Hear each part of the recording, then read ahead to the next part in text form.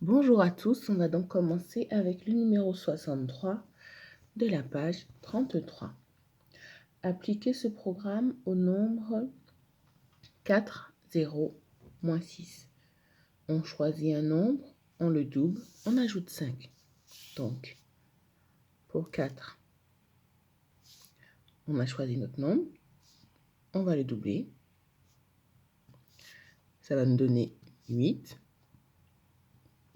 Je reprends ce 8 et j'ajoute 5. Ça nous fait 13. Et je prends ce 13, je le mets au carré. Ça nous fera 169. On fait la même chose avec 0. Donc, fois 2. Ensuite, on va ajouter 5 au résultat. Et ensuite, on va élever au carré. 0 fois 2, 0. 0 plus 5, donc ce 0-là, plus 5, 5. 5 au carré, 25. Voilà. Avec moins 6. Moins 6 fois 2, moins 12. Moins 12 plus 5, moins 7. Moins 7 au carré, 49. Voici pour cette première partie. C'est le A. Dans le B, on vous demande quel nombre il faut choisir pour obtenir 0. Donc, il s'agit d'une expression littérale. Donc, le nombre qu'on choisit, on ne le connaît pas encore, c'est x. On le double. On lui ajoute 5. Et on l'élève au carré. Tout cela doit être égal à 0. On va réduire l'expression entre parenthèses. De x au carré, de x, plus 5 au carré égale 0. Ici, c'est du carré, donc c'est la multiplication de ce facteur de x plus 5 par lui-même de x plus 5. Donc, ça va être nul si 2x plus 5 est égal lui-même à 0. Donc, on va se débarrasser en premier du 5 pour obtenir de x. Donc ici, ça nous fera moins 5 à gauche, donc moins 5 à droite. 0 moins 5, ça fait moins 5. Et ensuite, on va se débarrasser du x pour obtenir le résultat final. Ici, on a moins 5. On divise par 2 à gauche, on divise par 2 à droite. Ça nous fera du moins 5 divisé par 2, du moins 5 sur 2, du moins 5 demi. Donc, on pense à bien conclure. Le nombre est moins 5 demi.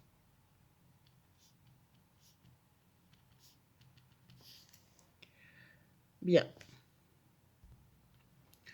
Ici, on est dans une utilisation pratique de la troisième, identité remarquable. Donc, c'est parti. Le A, on le fera bien sûr à la calculatrice. Il n'y a pas de problème. Donc, vous tapez 2 fois 4 moins 3 au carré. Si vous voulez, vous pouvez le faire à la main. 2 fois 4, 8. Moins 3 au carré, ça nous fait du moins 9. Donc, 8 moins 9, moins 1.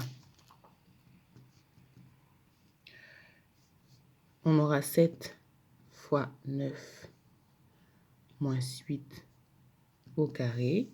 7 fois 9, 81. 7 fois 9, 63. Moins 8 au carré, ça nous fait du 64. 63 moins 64. On retrouve notre petit moins 1. 11 fois 13, moins 12 au carré. Là, ça devient plus compliqué, mais même pas. 13 fois 11, ça nous fait du 130 plus 13, 143. 100 moins 144, ça fait du moins 1 aussi. Que va-t-il se passer? Par conséquent, qu'est-ce qu'on va observer pour le résultat? Alors, le résultat de n moins 1, facteur de n plus 1, moins n au carré. On remarque quoi? Si on prend n égale 3, ici, donc n au carré, 3, n moins 1, 3 moins 1, c'est 2, et 3 plus 1, c'est 4. Pareil ici, si notre n, c'est 8, 8 moins 1, c'est 7, et 8 plus 9, 8 plus 1, c'est 9. Et on remarque aussi la même chose. Étant donné qu'on a trouvé 3 fois le moins 1, on peut donc conjecturer que si n est un entier, le résultat est moins 1. Si n est un entier,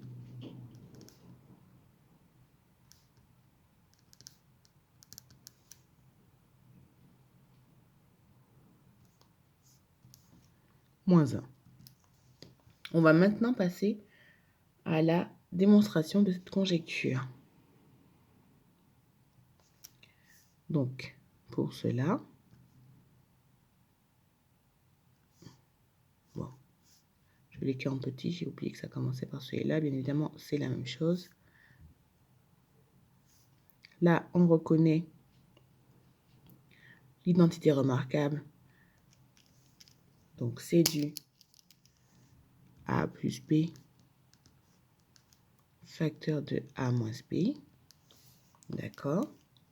Cette identité, on sait qu'elle est égale à A au carré moins B au carré. Donc, quand on remet tout ça ici, le A, c'est n, donc n au carré. Le B, c'est 1, moins 1, moins notre n au carré. Donc, n au carré, moins 1, moins n au carré. Effectivement, il nous reste le fameux moins 1. Alors, ici, on retourne sur une équation plus simple entre ce que Maud a choisi et ce que Victor a choisi. Donc, ils obtiennent le même résultat. Donc, ici, on aura une égalité, d'où l'équation. Donc, Maud choisit ce même nombre. Donc, x, ils choisissent tous les deux le même nombre. Que fait Maud? Maud le multiplie par 8. Donc, ça va être 8x. Et elle soustrait 5. Moins 5. Victor le multiplie par 10. Donc, 10x. Puis, il ajoute 2 au résultat. Plus 2. Et du coup, ils obtiennent le même nombre. Quel nombre ils ont choisi? Donc, on va résoudre cette équation. Donc, première étape, on va se débarrasser du moins 5 qui est à gauche. Donc, ça va nous faire qu'à droite, il va nous rester le 8x qui va être égal à 10x plus 2 moins 5. Donc, plus 2. Et pardon, ici, on avait soustrait 5. Donc, on va ajouter 5 pour se débarrasser. Donc, plus 2 plus 5, ça va nous faire du plus 7 maintenant. Ensuite, on va se débarrasser du 10x qui est à droite. Donc, il va nous rester que le plus 7, le 7. Et le 10x, on va le soustraire à droite, donc aussi à gauche. Donc, 8x moins 10x, ça nous fait moins 2x. Ensuite, on va se débarrasser du moins 2x qui est ici. Donc, il va nous rester le x. Et on va diviser ce résultat-là, c'est-à-dire le plus 7, par 2. Donc, c'était du moins 2x. Donc, ça nous fera 7 sur moins 2. Voici pour le travail. On n'oublie pas de conclure le nombre choisi Bien sûr, 7 sur moins 2, c'est moins 3,5.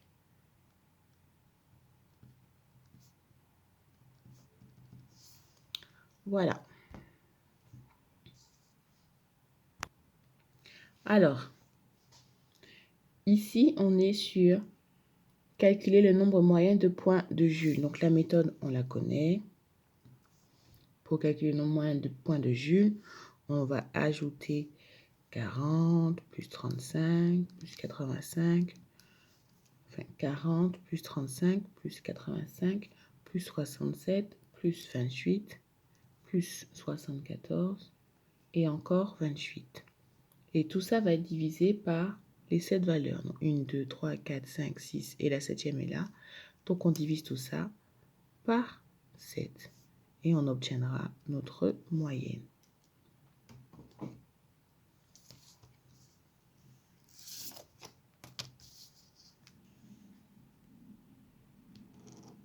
Oups. Ensuite, Nadia. Donc on calcule ça à la calculatrice. On fait bien attention. J'ai encore des erreurs d'élèves qui font tout sur la calculatrice, divisé par 7 directement, et qui oublient de mettre ça entre parenthèses. Donc, prenez bien le temps de calculer d'abord la somme, et après de faire à la calculatrice. J'ai encore trop d'élèves qui font des erreurs. Faites-le en 2 temps. Donc, ça, c'est pour la moyenne de Jules. Nadia, on sait que sa moyenne, elle est de 51. Donc, si on repart pour Nadia, tout ça, ça lui fait 51. Elle a aussi cette valeur. Donc, ce nombre-là, divisé par 7, fait 51. Ce nombre-là, c'est quoi?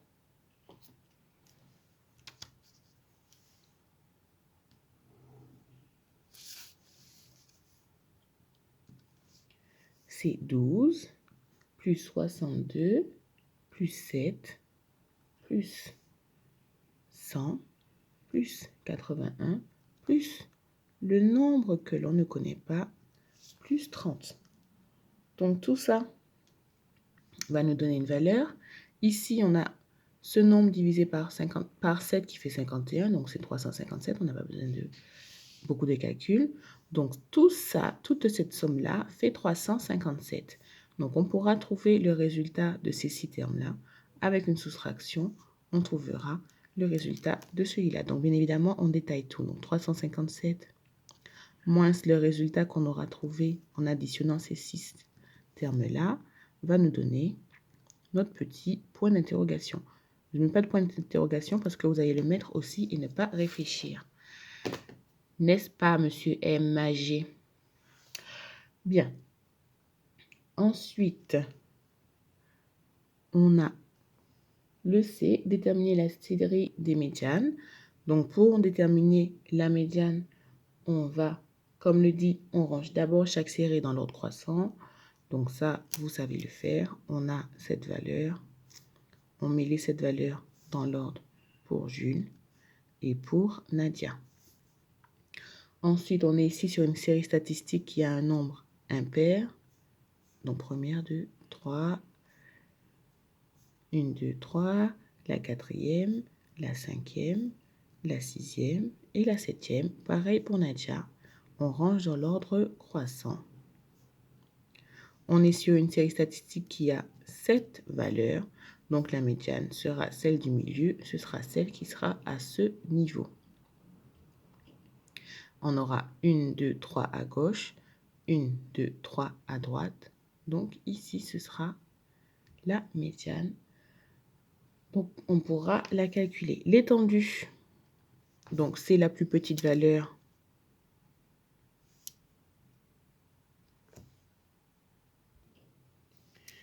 L'étendue, c'est la plus petite valeur moins la plus grande. Donc, la plus petite valeur, la plus grande valeur, bien évidemment.